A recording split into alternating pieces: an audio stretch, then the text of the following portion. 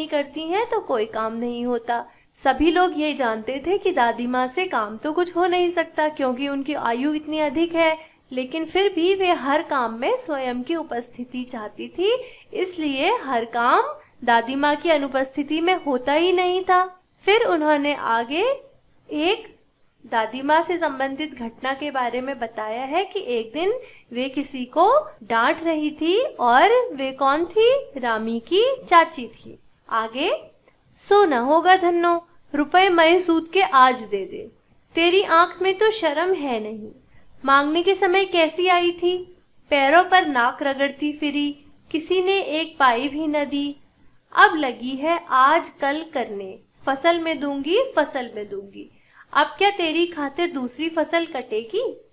यहाँ पर लेखक ने अपनी दादी से जुड़ी एक पुरानी घटना को याद करके बताया है कि एक बार उन्होंने किसी को कर्जा दिया था और वे उनसे कर्जे के पैसे सूद के समेत वापस मांग रही थी। आगे, दूंगी मालकिन, रामी की चाची रोती हुई दोनों हाथों से आंचल पकड़े दादी माँ के पैरों की ओर झुकी। बिटिया की शादी है, आप न दया करेंगी तो उस बिचारी का निस्तार कैसे होगा। हट हट, अभी नहा के आई हूँ। दादी माँ पीछे हट गई। जाने दो दादी, मैंने इस अप्रिय प्रसंग को हटाने की गरज से कहा। बेचारी गरीब है, दे देगी कभी। चल चल, चला है समझाने। मैं चुपके से आंगन की ओर चला गया। कई दिन बीत गए, मैं इस प्रसंग को एकदम भूल सा गया। एक दिन रास्ते में रामी की चाची मिली। वह दादी को पूतो फलो दूधो नहाओ का आशीर्वाद दे रही थी। मैंने पूछा, क्या बात है धन्नो चाची? तो उसने विह्वल होकर कहा, उरिन हो गई बेटा, भगवान भला करे हमारी मालकिन का। कल आई थी, पीछे का सभी रुपया छोड़ दिया, ऊपर से 10 रुपए का नोट देकर बोली, देखना धन्नो, जैसी तेरी बेटी वैसी मेरी, 10-5 के लिए हंसाई न हो, देवता है बेटा देवता। इस प्रसंग में लेखक ने अपनी दादी की उदारता का वर्णन किया है कि वे किस तरह पहले रामी की चाची को जब पहले पैसा उधार देती हैं तो उन पर बहुत नाराज होती हैं कि वे उनका पैसा कब लौटाएंगी, आजकल करती रहती हैं। लेकिन बाद में जब धन्नो चाची ने उन्हें स्वयं बताया कि दादी माँ ने उनको दिया हुआ पैसा सारा माफ कर दिया है और ऊपर से 10 रुपए अलग से दिए कि उनकी बेटी की शादी अच्छी तरीके से हो जाए, तो इस बात से लेखक अपनी दादी माँ के इस व्यवहार से बहुत ज्यादा खुश हो गए। उस रोज तो बहू डांट रही थी। मैंने पूछा, वह तो बड़े लोगों का काम है बाबू, रुपया देकर डांटे भी ना तो क्या लाभ। मैं मन ही मन इस तर्क पर हंसता हुआ आगे बढ़ गया। इस पूरे पैराग्राफ में दादी माँ की उदारता का वर्णन किया गया है। आगे, किशन के विवाह के दिनों की बात है। विवाह के 4-5 रोज पहले से ही औरतें रात रात भर गीत गाती हैं। विवाह की रात को अभिनय भी होता है। यह प्रायः एक ही कथा का हुआ करता है। उसमें विवाह से लेकर पुत्रोत्पत्ति तक के सभी दृश्य दिखाए जाते हैं। सभी पार्ट औरतें ही करती हैं। मैं बीमार होने के कारण बारात में न जा सका। मेरा ममेरा भाई राघव दालान में सो रहा था। वह भी बारात जाने के बाद पहुंचा था। औरतों ने उस पर आपत्ति की। दादी माँ बिगड़ी। लड़के से क्या पर्दा, लड़के और ब्रह्मा का मन एक सा होता है। मुझे भी पास ही एक चारपाई पर चादर उड़ाकर दादी माँ ने चुपके से सुला दिया था। बड़ी हंसी आ रही थी। सोचा कहीं जोर से हंस दूं, भेद खुल जाए तो निकाल बाहर किया जाऊंगा, पर भाभी की बात पर हंसी न रुक सकी और भांडा फोड़ हो गया। देबू की माँ ने चादर खींच ली। कहो दादी, यह कौन बच्चा सोया है? बेचारा रोता है शायद, दूध तो पिला दूं। हाथापाई शुरू हुई। दादी माँ बिगड़ी। लड़के से क्यों लगती है? सुबह रास्ते में देबू की माँ मिली।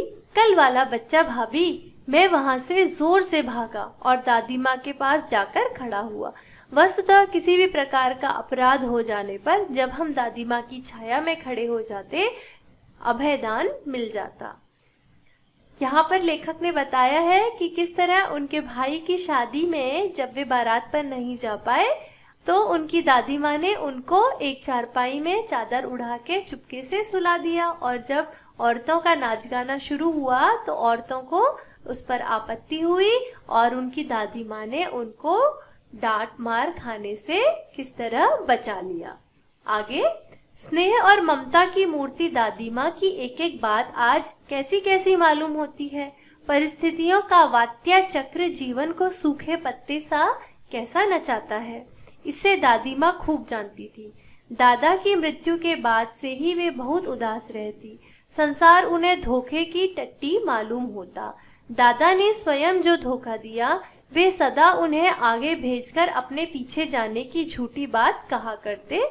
दादा की मृत्यु के बाद कुकुर मुत्ते की तरह बढ़ने वाला, मुंह में राम बगल में छुरी वाले दोस्तों की शुभ चिंता ने स्थिति और भी डामाडोल कर दी। आगे लेखक ने बताया है कि परिस्थितियों का वात्या चक्र होता है बवंडर या आंधी, जीवन को कैसे सूखे पत्ते की तरह नचाता है। अर्थात हमारा जीवन हमारी परिस्थितियों के अधीन है और जैसे परिस्थितियां अच्छी या बुरी होती हैं तो हमारा जीवन भी उसी हिसाब से बदल जाता है। वे बताते हैं कि जब उनके दादाजी की मृत्यु हो गई तो उसके बाद उनकी दादी माँ बहुत उदास रहने लगी और संसार उन्हें धोखे की टट्टी मालूम होता। इसका अर्थ है छल से भरा हुआ या एक भुलावा या छलावा, और संसार उन्हें एक छलावे के समान लगता। दादाजी सदा उन्हें आगे भेजकर स्वयं पीछे जाने की बात करते थे। अर्थात दादाजी कहते थे कि पहले दादी माँ की मृत्यु होगी और फिर वे मरेंगे, लेकिन दादाजी उन्हें पहले छोड़कर चले गए और उसके बाद उनके दोस्तों और शुभ चिंतकों ने उनकी स्थिति और ज़्यादा डामाडोल कर दी या और ज़्यादा बिगाड़ दी, क्योंकि वे सारे दोस्त कैसे थे, मुंह में राम बगल में छुरी। मुंह में राम बगल में छुरी एक मुहावरा है। इसका अर्थ होता है ऐसे व्यक्ति जो सामने तो मीठी बात करते हैं लेकिन आपके पीठ पीछे आपके बारे में बुरा सोचते हैं। तो ऐसे दोस्तों ने उनको और परेशान करना शुरू कर दिया। दादा के श्राद्ध में दादी माँ के मना करने पर भी पिताजी ने अतुल संपत्ति व्यय की। वह घर की तो थी नहीं। अर्थात उनके दादाजी के श्राद्ध में उनके पिताजी ने अपने दोस्तों और शुभचिंतकों से पैसे लेकर बहुत सारा खर्चा किया और दादी माँ ने इसके लिए बहुत मना किया था। तो अब यही दोस्त उनसे उस पैसे की मांग करने लगे और उनके घर में परेशानियां आ गई। दादी माँ अक्सर उदास रहा करती। माघ के दिन थे, कड़ाके का जाड़ा पड़ रहा था। पछुआ का सन्नाटा और पाले की शीत हड्डियों में घुसी पड़ती। शाम को मैंने देखा दादी माँ गीली धोती पहने कोने वाले घर में एक संदूक पर दिया जलाए हाथ जोड़कर बैठी हैं। उनकी स्नेह कातर आंखों में मैंने आंसू कभी नहीं देखे थे। मैं बहुत देर तक मन मारे उनके पास बैठा रहा। उन्होंने आंखें खोली। दादी माँ, मैंने धीरे से कहा। इसके बाद वो बताते हैं कि जब उनके दादाजी की मृत्यु हो गई तो उनकी दादी माँ अक्सर बहुत ज़्यादा उदास रहती थी और माघ का महीना हिंदू कैलेंडर के हिसाब से जो जाड़ों के दिन आते हैं, यानी कि हमारा जो जनवरी का महीना होता है वही माघ का महीना है। तो उस माघ के महीने में कड़ाके का ठंडा पड़ रहा था। जनवरी में तो बहुत ठंड पड़ती है। तो उस ठंडी के मौसम में एक शाम उन्होंने अपनी दादी माँ को बहुत ज्यादा उदास देखा और उनकी स्नेह से या प्रेम से, कातर मतलब अधीर, तो उनकी प्रेम से अधीर आंखों में आंसू भरे हुए थे और वे बहुत देर तक अपनी दादी माँ के पास बैठे रहे। फिर आगे क्या हुआ, उन्होंने आंखें खोली। दादी माँ, मैंने धीरे से कहा, क्या है रे, तू यहाँ क्यों बैठा है? दादी माँ, एक बात पूछूं, बताओगी ना? मैंने उनकी स्नेहपूर्ण आंखों की ओर देखा। क्या है, पूछ, तुम रोती थी? दादी माँ मुस्कुराई। पागल, तूने अभी खाना भी नहीं खाया ना? चल चल धोती तो बदल लो दादी माँ। मैंने कहा, मुझे सर्दी गर्मी नहीं लगती बेटा। वे मुझे खींचती रसोई में ले गई। सुबह मैंने देखा चारपाई पर बैठे पिताजी और किशन भैया मन मारे कुछ सोच रहे हैं। दूसरा चारा ही क्या है, बाबू बोले।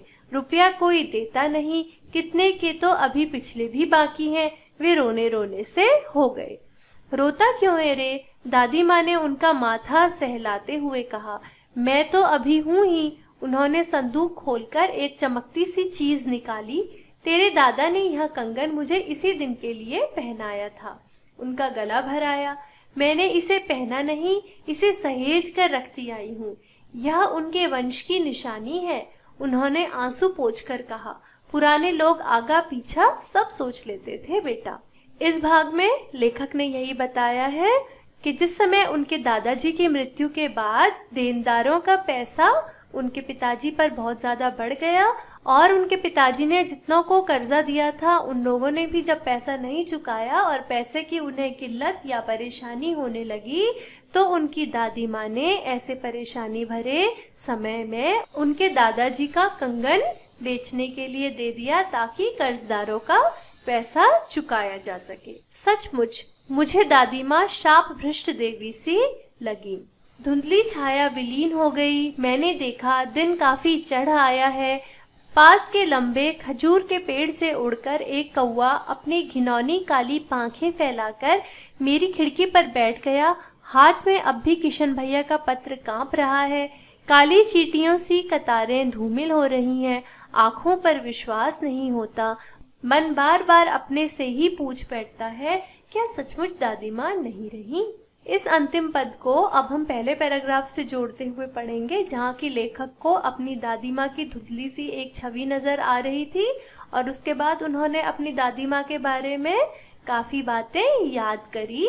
तो आगे उन्होंने लिखा है कि वो धुंधली छाया जो उन्हें दिख रही थी वे धीरे धीरे विलीन हो गई और उन्होंने क्या देखा कि दिन काफी चढ़ आया है, कि दिन का काफी वक्त गुजर गया है और उनके हाथों में उनके भाई का पत्र है जिस पर कि उनके दादी माँ के मृत्यु की खबर लिखी हुई है और उनकी आंखों में उस खबर को पढ़ के पानी या आंसू भर आए हैं और लिखावट उन्हें चींटियों की कतारों की सी जैसी दिख रही है और वो धीरे धीरे पढ़ने में नहीं आ रही है क्योंकि आंखों में आंसू भर चुके हैं और उन्हें बिल्कुल विश्वास नहीं हो रहा है कि उनकी देवी जैसी दादी माँ अब इस दुनिया में नहीं रही। तो आज हमने कक्षा 7 की पाठ्य पुस्तक वसंत में दिया गया पाठ 2 दादी माँ पढ़ा। बहुत अच्छा पाठ था और इस पाठ में लेखक ने अपनी दादी माँ के बारे में हमें बहुत अच्छी अच्छी बातें बताई थी कि वे कितनी अच्छी थी। कहीं ना कहीं इस पाठ को पढ़ के शायद हमें भी अपनी दादी की बहुत ज़्यादा याद आई हो। तो अब इस पाठ के प्रश्न उत्तर हम अगले भाग में करेंगे। तब तक के लिए bye bye and for more such videos please subscribe.